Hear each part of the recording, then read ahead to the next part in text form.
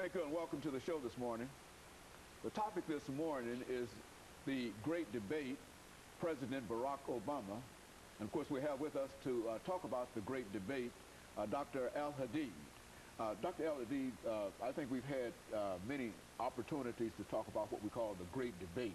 Yes, and I think that in a real sense, our audience should be aware that you really created this whole series, this idea of having what, a great debate.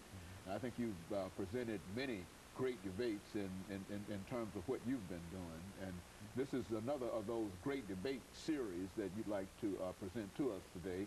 And this is about President Barack Obama.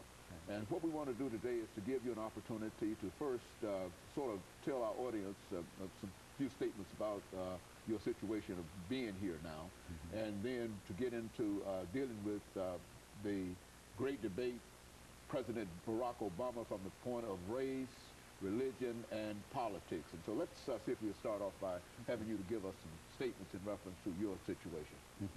Well, as you know, Dr. Haney, I was at Tennessee State University for a number of years, and my last time there, I was the chair of the Africana Studies Department. And I left university and I served as a principal of an Islamic school. So now I'm just enjoying life and writing books and then moving forward.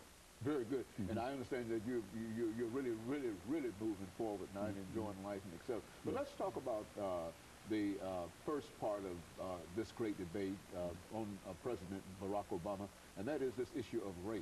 What about that? Well, let's start with Du Bois' statement in Souls of Black Folks, where he indicated that the problem of the 20th century would be the color line, where he was talking about the whole question of race. And he envisioned a collection of the talented 10, who would basically be lawyers, doctors, preachers, and business persons.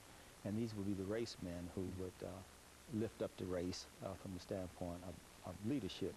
And at the same time, you had Booker T. Washington, who felt that he had to produce a class of entrepreneurs and producers, people who would come from the land and produce things. So this was the initial great debate, and as you know, the forum that created Tennessee State involved the dialectics between Martin Luther King and Malcolm X around the question of integration versus separation.